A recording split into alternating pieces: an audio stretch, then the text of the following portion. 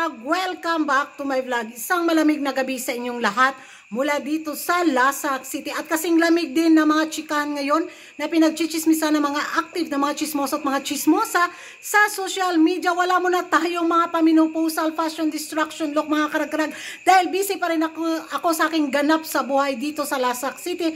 Pero dahil na kailangan natin ng pangkabuhayan showcase at para sa ikakaunlad ng ekonomiya ni Kuragan, nako, todo ko na tong pagkachismosa ko dahil pinagchichismisan ng 5-6 section community mga karagkarag ang kung saan jobless daw si CG dahil na-deny daw yung visa niya papuntang Netherlands at papuntang Spain. So kahit daw visa is naghahanap daw ng totoong reyna.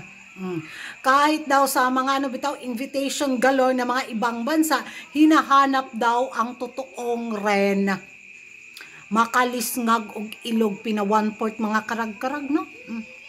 Kung hinahanap ba ng visa ang totoong reyna, ilusyonadang baki man kay ni mga 5-6 community section natin. Oy, dito na daw yung masasabi ng taga-pins sa pagiging jobless ng ating kandidata na Peking Miss Grand International winner.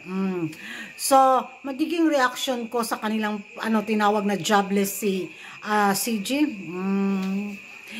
Ipanglugod og tawas ang inyong ilok oy para mohumot. Naloka ako sa kanila mga karagkarag. Hoy, mag-move on na kayong taga 5-6 section community. Hindi maganda yan. Nakakaano yan ng more kilikili power. Huwag nyong pairali yung pagiging bitterness galore ninyo. Di ba?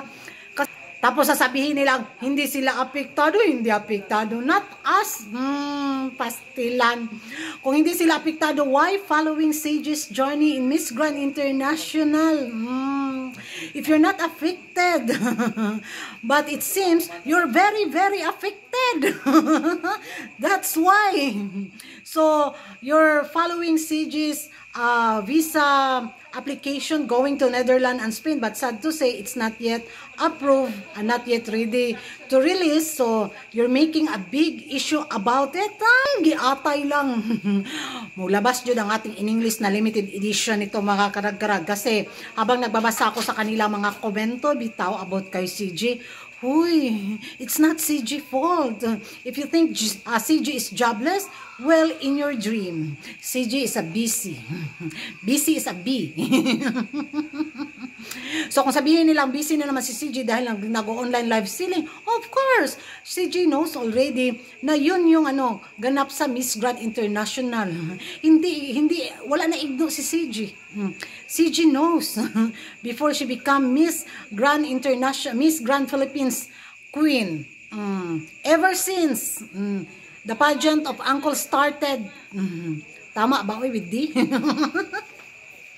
Bitaw, oy, baka may mapadpad dito bitaw tapos makinig sa vlog ko. At least nakapag-English si Kuragan ng balintuwad grammar. Mga karagkarag, kidding aside, hindi ko lang talaga mawari dahil kung ayaw na nila sa Miss Grand International, why pa tina-target pa rin nila si CG, di ba?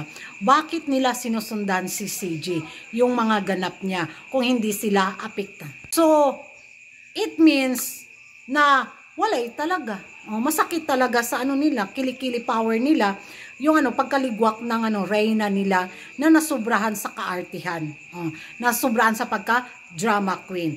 So, wag lang talaga nilang kitahin si CJ na baka hindi nila magustuhan yung ganti na mga chismoso at mga chismosang mga taga-pins, diba? So, walang ginawang masama si CJ, kundi following lang talaga na bilang isang first runner-up. Kaya, yun, kung binigyan man siya ng Miss Grand International ng mga ganap sa buhay niya bilang reyna, ay nako, at least deserve naman niya. So, wag na silang kumuda about kay CJ na yun, paratahan nilang jobless, na Peking Queen, na not beautiful queen, di kayo na yung maganda. Pero gwapa lagi, bahog ilok. Minus point, yatay.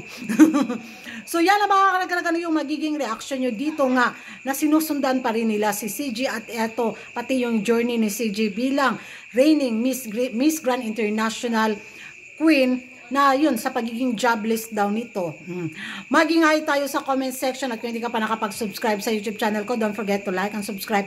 Karagan, hit the notification bell para updated kayo sa mga latest kaganapan sa mundo ng beauty pageant. And thank you for watching.